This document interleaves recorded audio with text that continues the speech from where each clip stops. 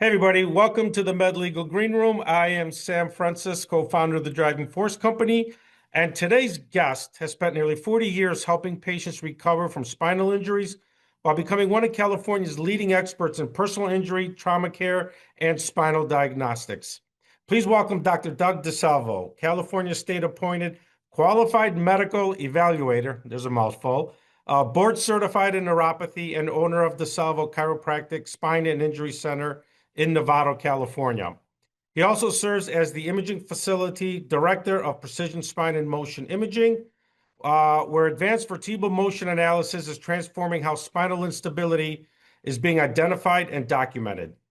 Dr. DeSalvo is a diplomat of the American Academy of Medical Legal Professionals, a certified auto crash injury specialist through the Spine Research Institute of San Diego, and a certified digital fluoroscopy operator.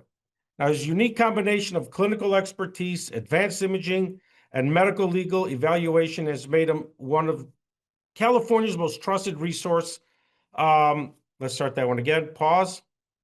His unique combination of clinical expertise, advanced imaging, and medical legal evaluation has made him a trusted resource for physicians, attorneys, and patients throughout California. Recognized as Best in Marin County 2025 by Marin Magazine, Dr. DeSalvo is the forefront of redefining how spinal injuries are diagnosed and treated. Let's do that one again.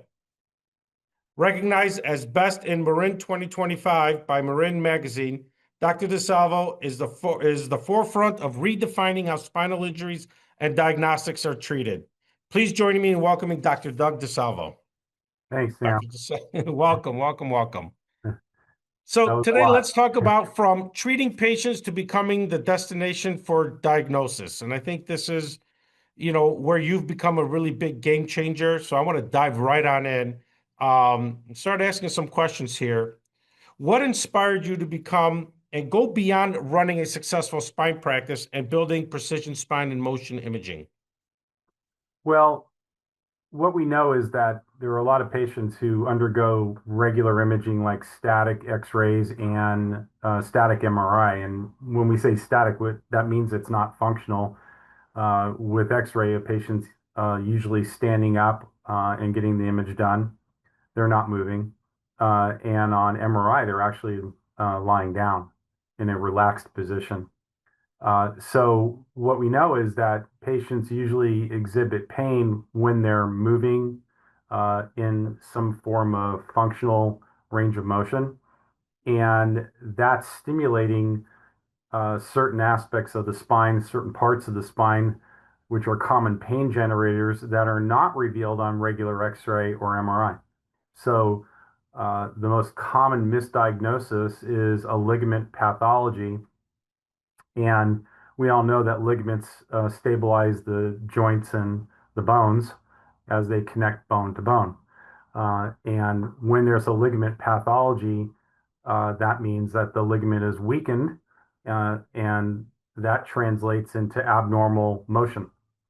And abnormal motion is only going to be revealed in a functional study when the spine is moving forward or backward or side to side.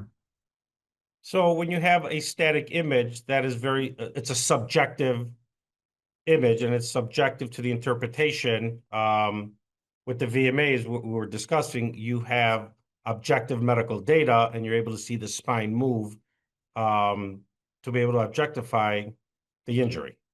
Well, I'd like to say that the VMA is a more objective study.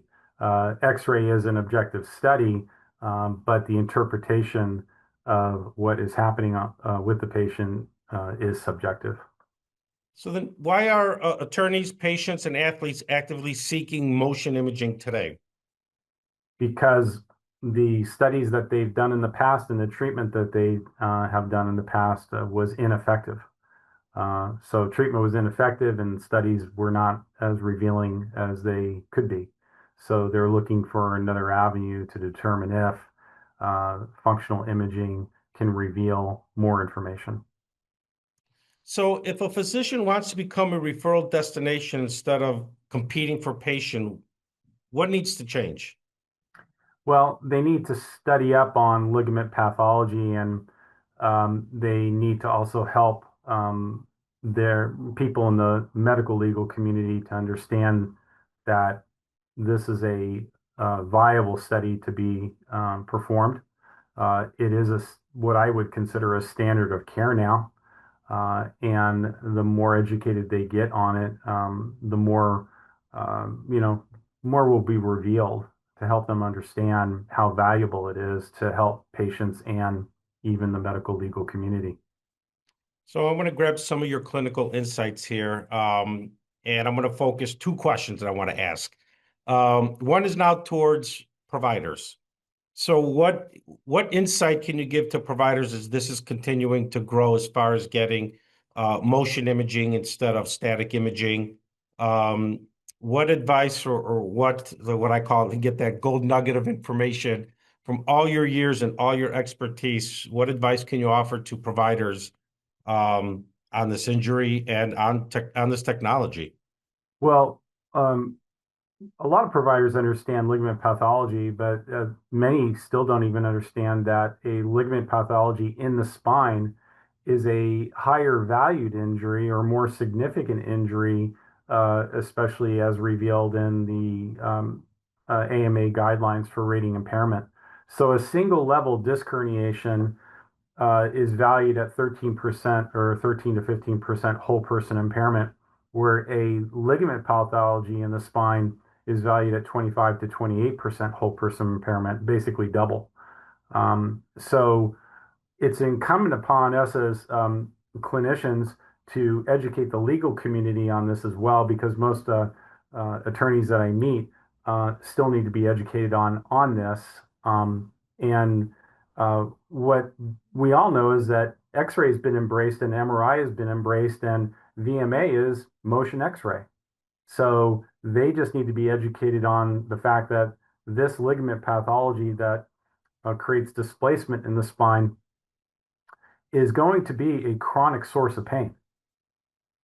And then the medical or the legal community also needs to understand that. So that's what we need to do as clinicians. And I know you've been a huge trusted asset to a lot of attorneys. You even had an attorney had a patient drive, I think it was 100 miles just to get this imaging done. What other advice? Because I know a lot of doctors that want to work with all these attorneys and be a resource and an asset. And you've done this long enough. You're extremely trusted. What piece of advice can you give to all the doctors that are listening that want to be that resource to attorneys? Because we do have a lot of attorneys here following us on our podcast. What advice, what cohesiveness can the doctors and the lawyers work together throughout your experience? What does a doctor need to do to show up wanting to work with an attorney in personal injury? How do they show up? How do they speak to the attorney? How do they be prepared to get more referrals from them? Well, either they have their own imaging center, which is a viable thing to do. I did it. Okay. Or they find an imaging center that they can use. Either way, they now have a tool to educate not just the patient on the pathology, but the attorney as well. And when as more and more attorneys get educated on this, then the attorneys have a more reliable diagnostic to present to adjusters, so they understand that it's not just a facet injury; it's a ligament pathology that's causing the facet injury, or it's not just a disc injury, it's the ligament pathology associated with the disc pathology. What we know is that if you have a disc herniation that's revealed on MRI, and if it's traumatically induced, you also have a ligament pathology, because the ligaments have to fail for that disc to protrude as well. And that is just about as straightforward as you can get Yeah, yeah, explaining that. And, yeah. and look, and we've seen this, and this is coming from you. I think providers creating the greatest long-term value aren't just adding more appointments; they're building a diagnostic business because they see the value in it. And look, if you want to see what Dr. DeSalvo's created with Precision Spine and Motion, click the link below and you can view for yourself. I think this is the next phase because again, you can build such a practice, but then adding the diagnostic side of it, as you were talking before, has become a true game changer. And working with you, I've known you for such a long time. Yeah, I've seen that evolution as we're seeing it go across the United States and now in Nevada, California, as well. So, Dr. DeSalvo, thank you for taking time out of your busy day. Thank you for your insights, what you're doing, being a leader in diagnostics as well. If there's anything else, any other insight you want to impart before we take off, please share with us. Yeah, relative to case management, um, let's just say a patient goes to a chiropractor first, and chiropractors are now received as a primary treater in many motor vehicle crash cases. And many attorneys rely on us to be the quarterback here. Yeah. So it's always reasonable to consider conservative care. And if a patient does have a ligament pathology as revealed via the VMA, what is the next step? Well, that's where regenerative medicine comes in. So one of the next steps for my case on my case management schedule is to refer to a pain management specialist that does platelet-rich plasma, PRP. And some advice that was given to me by a lawyer who's also who was a chiropractor too.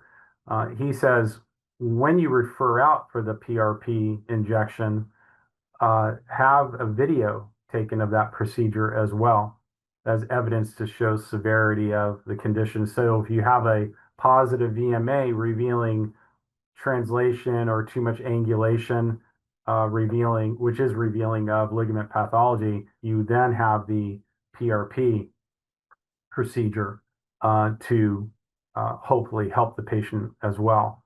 It's my opinion that if the ligament pathology is not severe, that's pretty much end of the road for the patient. They got their chiropractic care, they got their PRP. There's not a whole lot more that can be done. And that form of treatment of chiropractic care down to the line of PRP usually gets the patient to maximum medical improvement. And that's actually a good time to wrap up a case because we know what the patient's going to need in the future for future care. And that's about it. Thank you. That was insightful and what a way to end it. So if you want to learn more, click the link below. Again, Dr. DeSalvo, thank you for taking time out of your busy day, giving us your clinical insights. Much appreciated. You're welcome. Thank you.